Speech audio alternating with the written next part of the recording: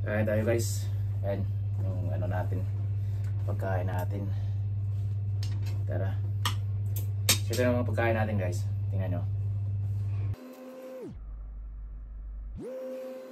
Ito nga pala yung pagkain natin mga idol. Yan, may rice tayo. Ayan. Tapos meron tayong mustasa na ginawa nating salad. Yan. Danggit na tuyo. Tapos may nilagang baka tayo dyan. Tapos mayroon tayong pusit dito. Yan, sarap. Tara, kain na tayo.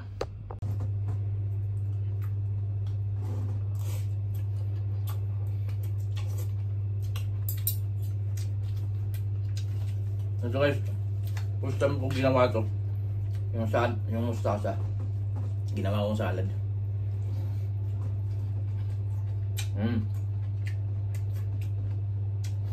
Sarap. Masarap, masarap.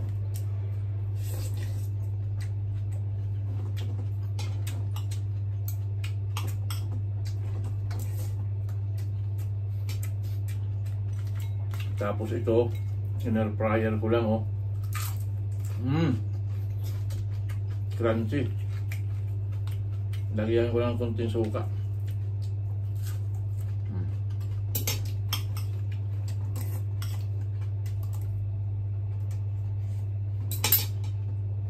Tapos may nilaga tayo dito. Ini yung nilaga natin. Yung nilaga natin oh. Grabe. Lambot.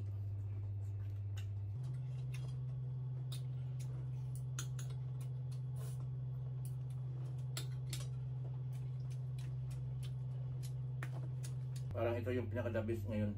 Yung salad na mustasa.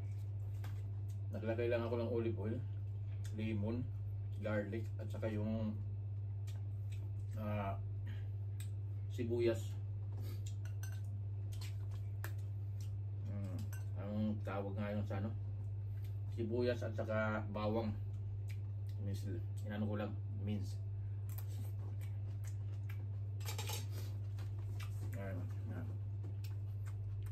Wow.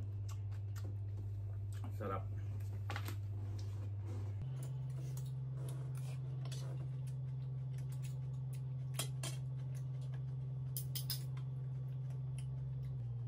Pusit. Tapos may sili, malalaki.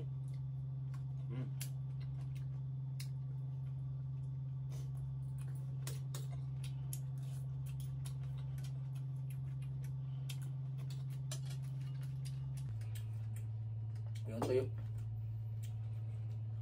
The best yung tuyo. Danggit din. The best din yung tuyo. Danggit. Wala ng buto. Galing Cebu.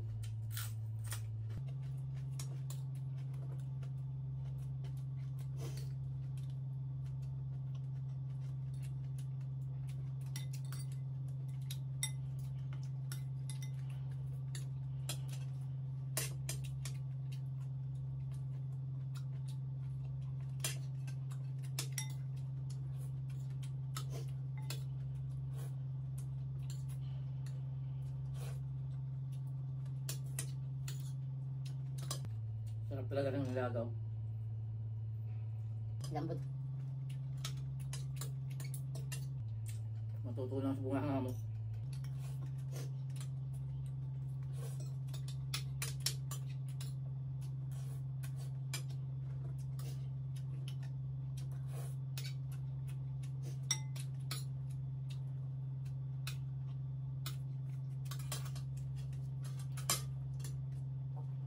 Dabis yung ano, mustasa na salad guys.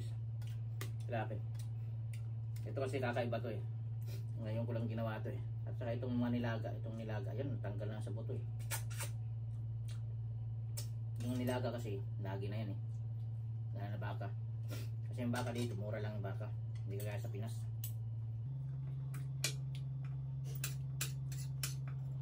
Pero yung ano dito, yung baboy, mahal talaga.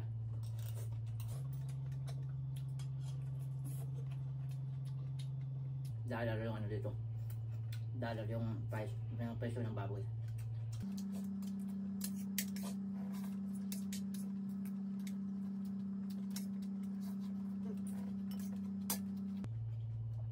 Grabe, sarap no.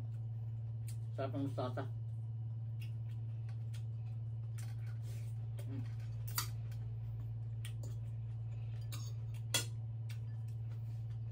Grabe, nagtaka ako. Yung sa tangkay sa sini. Sa to galing. Dito para sa tinapon ko. Nakain ko ulit.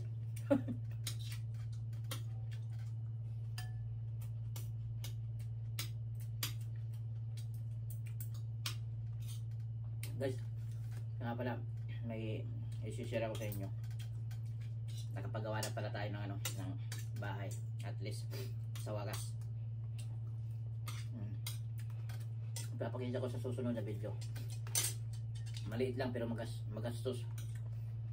Kaya abangan nyo ako sa susunod na video. Ipapakita ko guys.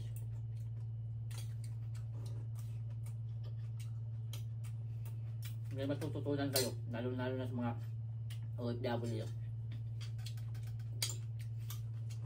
Yung mga wala doon sa Pilipinas.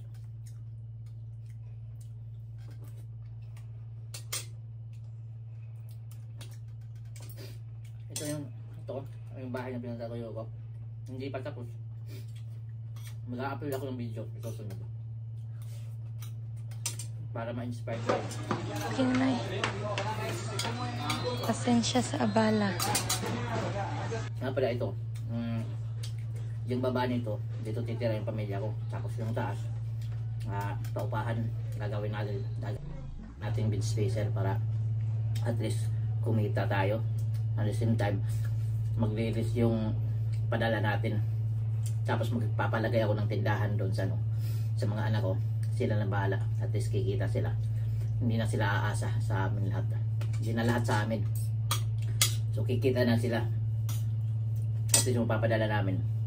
Maglilis yung padala namin. At least masisavings namin. So ayan. Tips para sa mga kinabukasan. Kaya sa mga hindi pa nagsusubscribe, mag-subscribe kayo sa channel ko. Ni-upload ko yung para ma-update kayo. I-upload ko yung video ng pinagawa kong bahay. Maliit lang pero magastos. Para ma-inspire kayo, para may kayo, may idea kayo sa mga OFW na wala doon. Ang hirap pala. Kala ko madali. So, ayan.